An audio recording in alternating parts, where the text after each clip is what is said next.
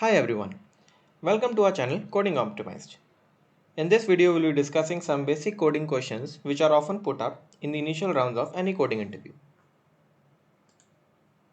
So in this video, we'll be discussing the sliding window algorithm. So it's a technique which is basically used to increase the efficiency of any problem which can fit into its algorithm. So if we have a problem that has a very high time complexity, we can use this sliding window algorithm to decrease its time complexity if that problem fits into this algorithm. So first we need to understand the problem and why its time complexity is higher, and then we'll try to solve that problem using the sliding window algorithm. So first let's discuss the problem itself. For an array, we need to find the maximum sum of p consecutive elements. So what we are going to do is we will be taking an array of length 7 and we are going to define the p as well, that is 3. So we need to find this maximum sum of p consecutive elements, that is 3 consecutive elements. So we'll be taking sum of first 3 elements, then next 3 and next 3, meaning 2, 4, 6, 4, 6, 1, 6, 1 minus 2 and so on till minus 2, 9 and 0. So let's discuss the brute force approach first. We'll be taking a loop which will run from 0 to 4, that is from 0 to length minus p, 7 minus 3, that is 4. We'll be using pointer I in our outer loop and it will look something like this. We'll define the I, we'll define the while I is less than equal to n minus p. N is length of the array and p is the consecutive elements. Now we'll be defining one more loop which will be inside the outer loop. So we are going with the nested loops, that is one loop inside the other. Our inner loop will have the pointer j and it's going to run from 0, that is the position of the I itself, till 2, that is till 3 elements, till p. So we can define it like this. Our outer loop will run from I less than equal to n minus p as we discussed, that is length minus p, so till 4. And our inner loop, the j, will start from the I as we discussed. It will start from the ith position and it's going to run till I plus p, that is for 3 elements. Initially I will be 0 and p would be 3, so 0 plus 3 would be 3.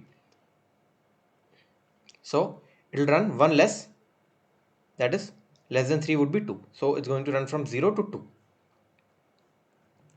Now since we need to calculate the sum of these three, we'll be taking some variables in order to figure out the maximum sum.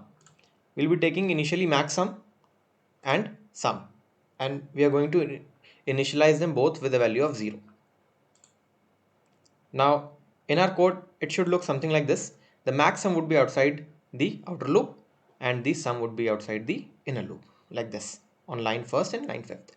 Now in order to calculate the sum, we'll be putting the code here inside the inner loop like this. Now sum would be sum plus array of j.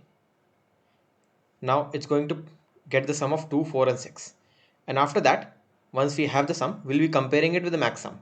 So initially max sum is 0. When compared with sum of these three, which is 12, it will replace max sum and it will make the sum as 12. Now in order to figure out how to solve this using the sliding window approach, first we'll be taking the sum of 3 elements. Why? Because p is 3. So we'll be taking sum of these 3 elements and putting it in the max sum variable, and we'll be initializing one more variable, that is sum. Now once we have both the values, we can start calculating the other values. Now it will not be calculating using the nested loop. We'll try to calculate it using a single loop. Now next part is we need to calculate the sum of 4, 6 and 1. In order to calculate the sum of this, what we need to do is we need to subtract 2 from max sum, because we are now calculating 4, 6 and 1. So we can subtract the 2. How we will write this? We can write this something like this. We'll be putting the pointer I on 3. Why 3? Because p is 3. So that is there. Now the sum, as we discussed, would be subtracted from the 2. And how we can find this position? We'll be doing sum minus array of I minus p. I is, as you can see here, 3. So 3 minus p, 3 minus 3 would be 0. So array of 0. This becomes array of 0. That is true. So sum 12 minus 2 would be 10, and we'll be adding this one 1, right? And that it will become 11. Once we have the maximum sum and the new sum value, we'll be comparing both of them, and if max sum is actually smaller than sum, we'll update the max sum. Now as you can see, in this approach we will be using one loop, put the pointer I at 3, and it's going to start from 3 till 6, and in this fashion we'll be getting the maximum sum, that is 12.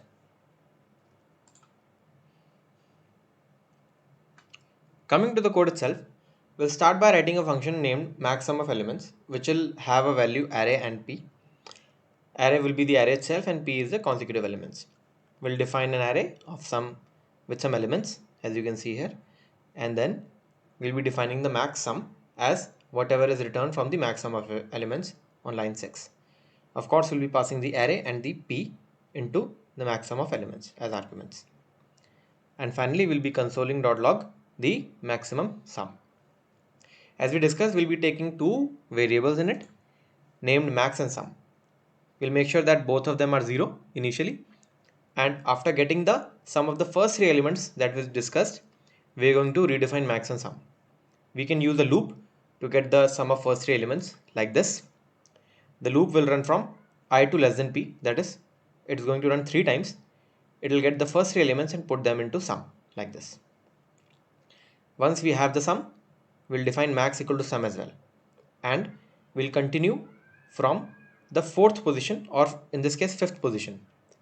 The 5th position would be the index 4, that is 0, 1, 2, 3, 4. From 19 it's going to start. As we discussed, we'll be running from 0th position, or you can say in this case we'll be running from pth position. P is 4. So we'll start from 4th position and we are going to run till the length of the array. As we discussed, we'll be subtracting the previous element and adding the new element. This is a shortcut method that says sum equal to sum plus array of I minus array of I minus p. Now, once we have the new sum, we'll be comparing it with the maximum value, and in this way, we'll get the maximum sum. You can use this to figure out the maximum sum of p elements. Now, as you can see, in this approach, we are traversing the array once, and in the previous one, we were actually using nested loops. And those nested loop mostly results in a higher time complexity. Since here we have a defined time complexity, that is big O n, that one had time complexity which was bigger than big O n. Thanks for watching the video. Hit like and subscribe if you like it, and stay tuned for more content.